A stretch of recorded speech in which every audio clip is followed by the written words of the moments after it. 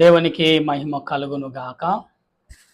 కూడి వచ్చిన వినిచున్న మీ అందరికీ ప్రభు పేరట వందనాలు, శుభాలు, మరణాత. బాగున్నారండి? మీ అందరూ బాగున్నారని తలంచుకొనిచు మన ప్రభువును రక్షకుడైన యేసుక్రీస్తు పరిశుద్ధమైన నామమున మీ అందరికీ శుభాలు తెలియపరుస్తున్నాను. ప్రియారా, ఈ ఉదయ కాలం నుండి ఇప్పటి వరకు ఆత్మ తలంపులు కలిగి, ఆత్మ ఉద్దేశాలు కలిగి, ఆత్మ నడిపింపు కలిగి మనం ప్రార్థించేవారుగా ఉండవలసిన వారమై ఉన్నాం. ఎందుకంటే దేవుడు తన కృపను బట్టి, తన ఆలోచన బట్టి, తన క్రియలను బట్టి మనము ఆలోచన క్రియలు కలిగి ప్రార్థించేవారుగా ఉండాలి. అందుకాబట్టి దేవుడు అంటున్నాడు, సర్వోన్నతుడి యొక్క స్థలములలో ఆయనకి ఇష్టలైన వారికి సమాధానము కలుగును అని. ఆత్మ తలంపులు, ఆత్మ ఉద్దేశం మనం ఎప్పుడైతే కలుగున్నామో ఖచ్చితంగా ఆయన బిడ్డలుగా మనం జీవించగలుగుతాం. కాబట్టి అటువంటి విషయం కొరకు మనం ప్రార్థన చేద్దాం. ప్రార్థన. సర్వ సృష్టిని నీతిని పరిపాలించుచున్న సృష్టికర్తవైన దేవా, నీకు స్తోత్రాలు. ఆత్మీయుడ ఆలోచనకర్తవైన మా ప్రభువా, నీకు వందనాలు. నీ దాసుడైన నేను నీ లేఖనమును చేతపట్టి నీ ఎదుట, నీ బిడ్డల ఎదుట నిలుచున్న నన్ను నా తలంపులు మరుగు చేసి నీకు ఇష్టమైన రీతిలో, నీకైనా ఇష్టమైన రీతిలో నీ బిడ్డలతో నీవే మాట్లాడి నీ బిడ్డలందరిని బలపరిచి నీ రాజ్యముకు వారసులుగా చేయమని నీ దాసుడిని నన్ను నాయన నీ పనిముట్టుగా వాడుకుని నీ ఆత్మతో నింపి బలపరిచి నీ బిడ్డగా, నీ దాసుడిగా నడిపించుమని ఆత్మరక్షణకర్త అయిన యేసుక్రీస్తు నామమున బ్రతిమాలి ప్రార్థన చేయుచున్నాను మా పరమ తండ్రి, ఆమేన్. మన తండ్రి అయిన దేవుని సహాయము సదా మనకు తోడైండును గాక, ఆమేన్. ప్రభునందు ప్రియా దేవుని బిడ్డలారా, దేవుడు మీ అందరికీ శుభములు కలుగును గాక. దేవుడు సంపూర్ణ ఆనందమును అందించును గాక. ఆత్మ తలంపులు కలిగి మీరు జీవించుదురు గాక. దేవుడు తన క్రియలను బట్టి ఈరోజు నిన్ను నన్ను బలపరిచేవాడిగా ఉన్నారు, ఆదరించేవాడిగా ఉన్నారు, ఆయత్తపరిచేవాడిగా ఉన్నారు ఆయన. అందుకాబట్టి మనము ఏ రీతిగా ఉన్నామో, ఏ రీతి తలంపులు కలిగి ఉన్నామో, ఏ రీతిగా ఆలోచన కలిగి ఉన్నామో అట్టి రీతిలో ప్రభువుని ఎరిగిన వారిగా ఉండవలసిన వారమై ఉన్నాం. పిల్లరా, మనం ఈ సాయంకాల సమయంలో దేవుని లేఖనము చదువుతున్నప్పుడు యెహోవా నామమును స్తుతించుడి, యెహోవా సేవకులారా, యెహోవా మందిరములు మన దేవుని మందిరములు నిలుచుండు వారలారా అని ఇక్కడ ఉపదేశిస్తున్నాడు. యెహోవాను స్తుతించుడి, యెహోవా దయాళుడు, యెహోవాను స్తుతించుడి, ఆయన నామమును కీర్తించుడు, అది అతి మనోహరము. యెహోవాను కీర్తించుడి, ఆయన నామమున కీర్తించిన అతి మనోహరం అంటున్నాడు. అంటే దేవుని ఎడల ఆత్మ సంబంధులుగా, ఆత్మ నడిపింపు కలిగిన వారిగా, ఆత్మ ఉద్దేశము కలిగిగా మనం నడుచున్నప్పుడు ప్రభు నీతో నాతో మాట్లాడుచున్నాడు విషయం మర్చిపోవద్దు. దేవుని బిడ్డలారా, వాక్యమును బట్టి ఆత్మ నడిపింపు, ఆత్మీయ నడిపింపును బట్టి దేవుడు అనేకమైన విషయాలు మనకు అందిస్తూనే ఉన్నారని మర్చిపోకండి. దేవుడు అంటున్నాడు, నేనే మార్గము, నేనే సత్యము, నేనే జీవము. ఈ జీవాధిపతి అని దేవుని ఎడల మనం ఎలాగున్నాం అంటే ఆత్మ తలంపులు కలిగి ప్రార్థించేవారుగా ఉన్నాం. అయితే యెహోవా తన కొరకు యాకోబుని ఏర్పరచుకును, తన సకుయ జనముగా ఇశ్రాయేలును ఏర్పరచుకును. మొదటి యాకోబుని ఏర్పరచుకున్నాడు, ఇశ్రాయేలు ప్రజల నుండి యాకోబుని ఏర్పరచుకున్నాడు, తర సకులుగా ఇశ్రాయేలు ప్రజలను కూడా ఏర్పరచుకున్నాడు. అంటే మొదటిది, రెండోసారి కూడా ఏర్పరచు, మూడోసారి కూడా యేసు ప్రభు ఇశ్రాయేలు ప్రజలందరినీ పరలోక రాజ్యము తీసుకెళ్తాక ఆయన సిద్ధంగా ఉన్నాడు. నా ప్రియమైన దేవుని విశ్వాసులారా, స్నేహితులారా, దేవుని ఆత్మీయ నడిపింపు కలిగిన వారులారా, ప్రభు నీతోడు నాతోడు మాట్లాడుచున్నాడు అనే విషయం మర్చిపోకండి. ప్రభు నీ పట్ల నా పట్ల దయను చూపించేవారని మర్చిపోకండి. ఎందుకంటే దేవుడు తన క్రియలను, తన నడిపింపును, తన ఆలోచనను నడిపించేవాడు, బలపరిచేవాడని మాత్రం మర్చిపోకూడదు. ఎందుకంటే ఆత్మ తండ్రి, ఆలోచనకర్త, సమాధానమైన దేవుడు నీ పట్ల నా పట్ల ప్రేమ చూపుతున్నాడు, ప్రేమను కనికరిస్తున్నాడు, ప్రేమను అనుగ్రహిస్తున్నాడు. అటువంటి అనుగ్రహించే యేసుక్రీస్తు ప్రభు పట్ల ఎంతవరకు శ్రద్ధ కలిగి ఉన్నాం అంటే, యెహోవా గొప్పవాడనియు యెహోవా గొప్పవాడనియు మన ప్రభు సమస్త దేవతల కంటే గొప్పవాడవని నేను ఎరుగుదును. ఆకాశమందును, భూమి యందును, సముద్రములందును, మహాసముద్రముల అంతటయు దానికి ఇష్టమైనగా జరిపించేవాడు. ఇక్కడ చూడండి, ఆయన ఇష్టమైన దాన్ని ప్రతిదీ కూడా జరిపించేవాడు. ఇష్టముగా భూమిని, ఆకాశం సమస్తమును ఆయన ఇష్టమైన రీతిలో సృష్టించేవాడని లేఖనము చెప్పుచున్న మాటను వింటున్నాం. అయితే జీవింపచేవాడు ఆయనే, వారం కురినట్లు మెరుపు పుట్టించేవాడు ఆయనే, వాన కురినట్లు మెరుపు పుట్టించేవాడు ఆయనే అంటున్నాడు. అయితే ఇక్కడ మాట్లాడుతున్న మాట చూడండి, మనకు సృష్టిలోని గాలి బయలువెలుచున్నదంట. ఎటువంటిగా బయలువెలుచున్నది ప్రియులారా ఇక్కడ మనం గమనిస్తూ ఉంటే, అయితే నిధులలో నుండి ఆయన గాలిని బయలువెల్లు చేసేవాడు ఆయనే. తన నిధుల్లో నిలుచేయను.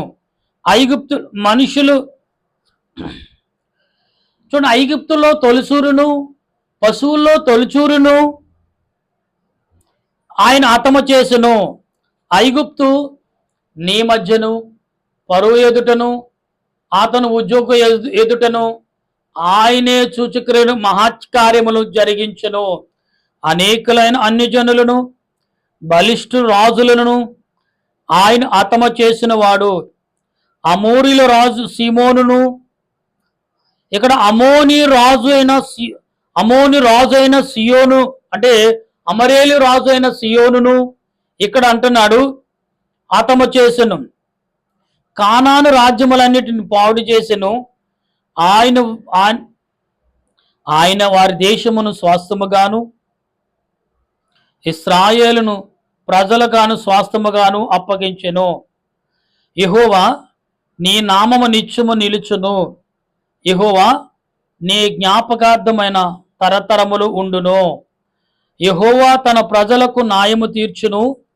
తన సేవకులను బట్టి ఆయన సంతాపన పొందును.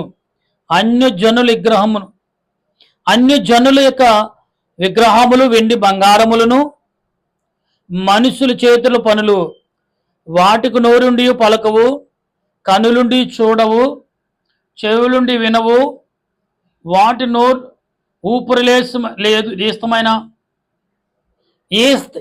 ఏస్తమంతా అయినా కానీ తనకు ఊపిరి లేదు అని సెలవిస్తాడు. ఈ మాటలు బైబిల్ ఈ కీర్తన గ్రంథంలో చాలా మార్లు చాలా చోట్ల కూడా ప్రభు ప్రకటించారు.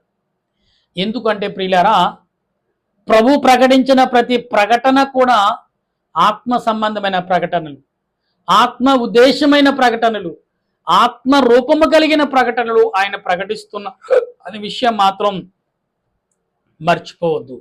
ఎందుకంటే దేవుడు నీ పట్ల, నా పట్ల, మనందరి పట్ల ఆత్మీయతను కలిగిన వాడు, ఆలోచన సంబంధమైన వాడు, ఆత్మ రూపము కలిగిన వాడు. ఆయన నీ పట్ల, నా పట్ల ప్రేమను చూపించేవాడు. ఆయన ప్రేమను చూపించేవాడు ప్రియులరా. అటువంటి ప్రేమ నువ్వు కలిగి ఉంటే, అటువంటి విశ్వాసము నువ్వు కలిగి ఉంటే, అటువంటి భక్తి నువ్వు కలిగి ఉంటే ఎందుకు ప్రభువుకు దూరంగా ఉన్నావు? ఈరోజు యెహోవాను స్తుతించుట. యెహోవాను స్తుతించాలంటే ఏంటి చేయాలి? అసలు ఎందుకు స్తుతించాలంటే సృష్టికర్త, లోకరక్షణకర్త, సర్వాధికారి, సర్వోన్నతుడైన ఆయనను స్తుతించుటకు మనం ఎగిరపడి ప్రార్థన నడిపింపు కలిగి ఉండాలి. ఎగిరపడి ప్రార్థన నడిపింపు కలిగి ఉండాలి ప్రియులరా. ఎందుకు అంటే ఆత్మ తలంపులు కలిగిన వారుగా ఉండవలసిన వారమైనాం. ఆత్మ తలంపులు కలిగి ఉండవలసిన వారమైనాం. ఎందుకంటే ఆత్మ తలంపులు లేకపోతే మనము జీవించడం మహాకష్టం అనేది లేఖనము చెప్తుంది ప్రియుల. గనుక ఈ సాయంకాల పూట వింటున్న మీరు కానీ నేను కానీ మనమందరము కూడా ఆత్మ తలంపులు కలిగి జీవించవలసిన వారమే, ఆత్మ నడిపింపుతో మనం నడవలసిన వారమే, ఆత్మ ఆలోచనతో మనం ముందుకు జీవించవలసిన వారమేగా తప్ప మరొకటి కాదు అని లేఖనం చెప్తుంది.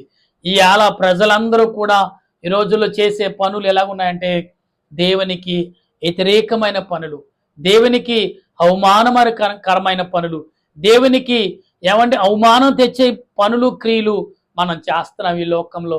ఎవరికేమనంటే నీకు చెప్పాడా దేవుడు? అవును, ప్రవచనాల ద్వారా చెప్తున్నాడు, వాక్యము ద్వారా ప్రకటిస్తున్నప్పుడు ఇంకా ఏం చెప్పాలండి మనకి? అసలు ఎంత అమాయకత్వంగా మాట్లాడుతున్నాం, ఎంత గుడ్డితనముగా మాట్లాడుతున్నాం, ఎంత చేతకనతనముగా మనం మాట్లాడుతున్నాం ఒకసారి మనం గ్రహించాలి. దేవుడు ఈరోజు నీతో నాతో మనందరితో మాట్లాడేవాడు, నీతో నాతో మనందరితో పలకరింపు కలిగిన దేవుడు, ఆత్మీయ దేవుడు, ఆలోచనకర్తని మర్చిపోదు ప్రియులారా. దేవుడు సమస్తమును కలగజేసిన దేవుడు, సమస్తను కలిగించి సృష్టించిన దేవుడు. అటువంటి దేవుడిని ఏ రకంగా మనం ఎంచుకుంటున్నాం, ఏ రకంగా మనం ఆలోపింపు చేసుకుంటున్నాం, ఏ రకంగా ఆయన ప్రార్థిస్తున్నాం, ఏ రకమైన తలంపులతో ఆయనని మనము వేడుకుంటున్నాం ఒక్కసారి ఆలోచన కలిగి ఉండాలనేది లేఖనం చెప్తుంది. చూడండి, దేనినైతే నమ్మకం ఉంచుకున్నారో, దేనినైతే నన్ను వారు బాగా ప్రేమిస్తున్నారు దానితో సమానులు అవుతురు. ప్రియులారా, ఈరోజు మనం చాలా విషయాల్లో సమాధాన తత్వం కోరుకుంటున్నాం, సమాన తత్వం. అందుకే అంటున్నారు చూసారు ఏమని, ప్రతిదీ సమాన తత్వం. ఏమంటే దేవుడు నోరు లేని జీవులకు కూడా సమాన తత్వం మనుషులతో. వీళ్ళు మనుషులు పరిపాలించేవారు, దానికి మనుషులకి పోలిక చేస్తున్నారు. కుక్కతో, నక్కతో, కోడితో, అనేకమైనట్లతో వాటికి ప్రాణం. ఏంటి దేవుడు సృష్టించాడు. అలాగంటే సింహము ఆకలితో చనుపులు, అది వేటాడి తినట్లేదా? అది జీవే కదా, మరి దానికి ఎందుకు ప్రశ్నించట్లేదు? ప్రియులారా, ఇయాల దేవుడు ఏమి తినమన్నాడు? కొవ్వునిది, ప్రతిది మరి గోడ కలిగినది, అంటే నాడ గోడ అంటే కాలుకి గోడ ఉన్నది, దాన్ని తినమన్నాడు. నెవర వేసిన దాన్ని తినమన్నాడు. ప్రియులారా, పక్షుల్లో కొన్ని తినవద్దన్నాడు, జంతువుల్లో కొన్నిటిని తినమన్నాడు. దేవుడు ఎందుకు చెప్పాడండి? ఇది మీ కొరకే సృష్టించబడ్డాను. అది ఎక్కడో ఉన్నది మన కళ్ళ ముందుకు వచ్చిందంటే ఖచ్చితంగా అది మనం తినడానికి అనుకోవాలి. అలాగంటే పాము వస్తుంది, అనేకమైన రకాల జంతువులు మన కళ్ళ ముందుకు మరి తినవచ్చు కదా. కప్పల మంది ఇలా ప్రపంచంలో చైనా వారు అన్ని వస్తువులు తింటున్నారు, మనం ఎందుకు తినం? దేవుని పిల్లలు ఎందుకు తినరు? అంటే అపవిత్రమైన దేవుడు ఏదైతే తినమన్నాడో అదే మనం భుజిస్తాం. కాబట్టి ఈ రోజున తినే దాంట్లో దేవుడు అన్నాడు ఆకుకూరలను ఎందుకు తినమన్నాడు? పాత నిబంధన గ్రంథంలో తోటకూర, కొత్తిమీర, జీలకర్ర మొక్క, ఇవన్నీ కూడా ఎందుకు, ఏమంటే పుదీనా చెట్టు, ఎందుకు ఇవన్నీ పేర్లతో సహా రాశాడంటే వాటిని వల్ల మీకు ఆరోగ్యము వస్తుంది. ఇవాళ అందరూ కూడా వాటినే తింటున్నారండి. ఎందుకంటే ఇవాళ ఎక్కడికి వెళ్ళినా కల్తీ మోసమే కనపడుతుంది. ఆహారంలో మోసం, వైద్యంలో మోసం, మనిషిలో మోసం, నిలువెల్ల మోసం. పండించే పంటలో కూడా దేవుడు అంటే రైతులు మోసం చేయరండి.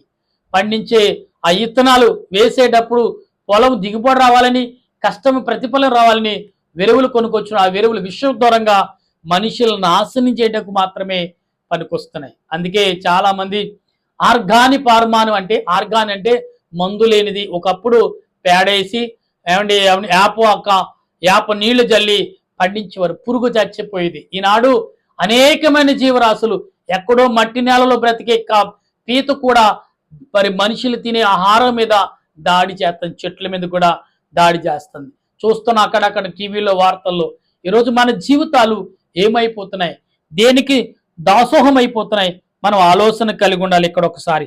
అయితే ఇశ్రాయేలు వంశీయులారా యెహోవాను సన్నుతించుడి, అహరోను వంశీయులారా యెహోవాను సన్నుతించుడి.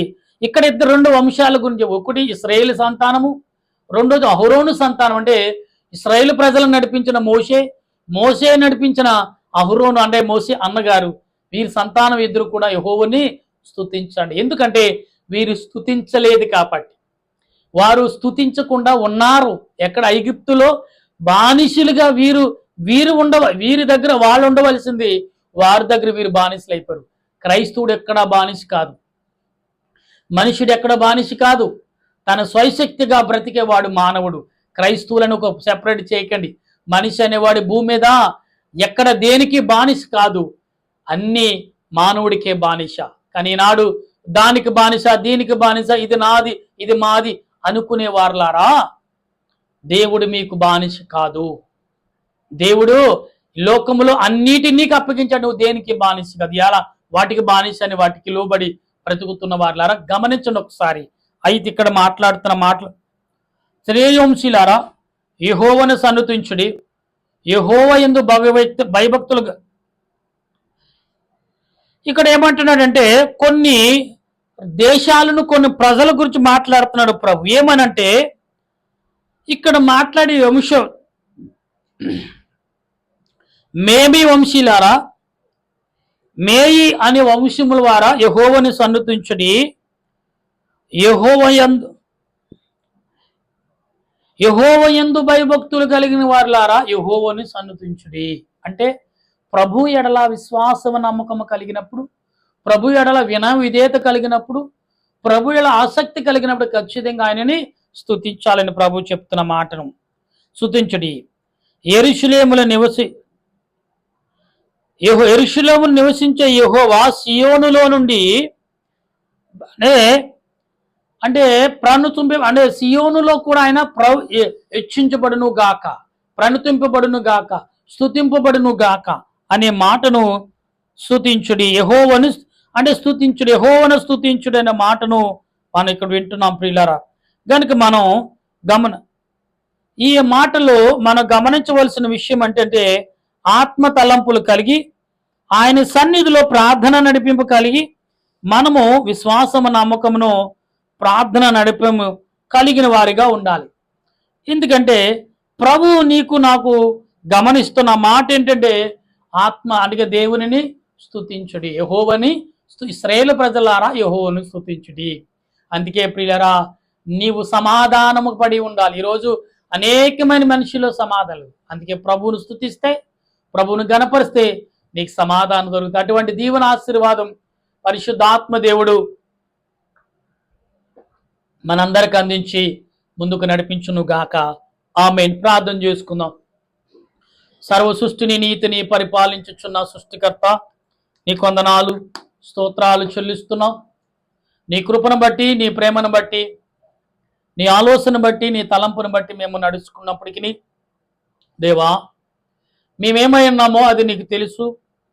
మా ఉద్దేశము కాదు, నీ ఉద్దేశమునే మేము జీవిస్తున్నాం, నడుచుకుంటున్నాం.